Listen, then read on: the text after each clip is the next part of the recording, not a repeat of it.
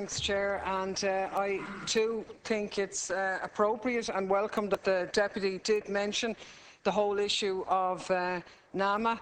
I think it's a little bit like that we're in the middle of a production of Hamlet when the boys are outside talking about there being something very rotten in the state of Denmark. And obviously we all know what happened at the end of the play. There was no more Hamlet, and the dynasty that he stood over dissolved as well. And I honestly believe that we are on the cusp of something similar here, because Deputy Mulhern is correct that NAMA have made an absolute hames out of their obligations in terms of the supposed goal that they would play a role in assisting in providing housing and so on. But that's only one side of the equation, because ultimately it is the government and other government policies as well that have contributed to this situation. I mean, the idea that the Dublin City housing manager would have to take to the media outlets to highlight the fact that in this city his budget is going to be €18 million short to deal with the homeless crisis, when we know even today I've had 3 people again onto my office, people living in hotels, in hostels, with serious mental health problems, with serious physical health problems. The operation now where the hotels aren't sufficient and people are being told to go off and source, self-accommodate. Go and find yourself a hotel or a hostel. If they take you, come back, ring this number, and a person at the end of this number will activate the credit card to pay for that accommodation. And when the people do that, they don't get an answer on the credit card, and then the hotel accommodation is off and gone. But the idea that we are expending millions on this type of accommodation for families is absolutely appalling. Wrong way around economics, when we have so many units supposedly in the ownership of the state in NAMA.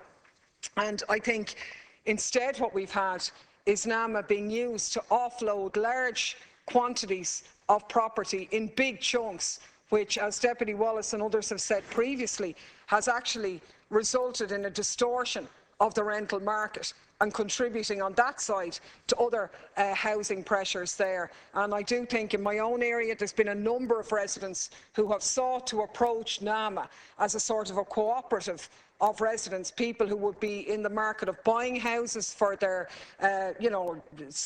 middle-income earners, I suppose, who'd be refused a large mortgage for the types of prices that are being charged on property now, but who collectively, if they went together and approached NAMA for some of the units, the state would get more money than they're getting off some of these big vulture funds, and people would be accommodated. Now, these are hugely important issues, because we're talking about billions of taxpayers' money potentially being wasted, potentially ending up as, for the private gain of individuals. And the idea that the government would sort of say, well, that's okay, there's a process there, it's very transparent, there is a controller and auditor general, this body is open to scrutiny, is absolutely laughable, because it wasn't open to scrutiny when you were on the opposition benches, allegedly. And the amount of information now that is in the public domain makes it abundantly clear that, given the huge interests that this project is to the Irish taxpayer and in terms of our housing strategy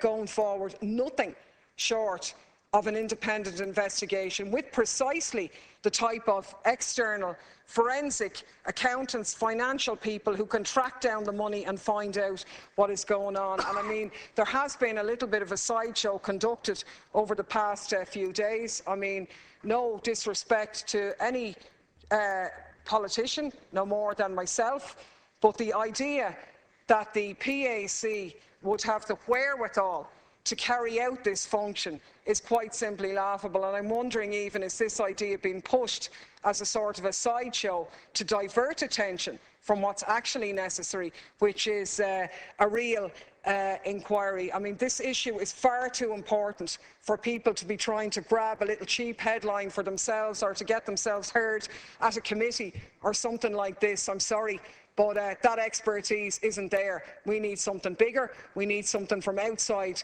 our society to come in and analyse. And I think, given the huge property portfolios and American interests and so on that now have their attention on this issue. That's what's going to happen sooner rather than later, but it would be far better that it would operate in the short term.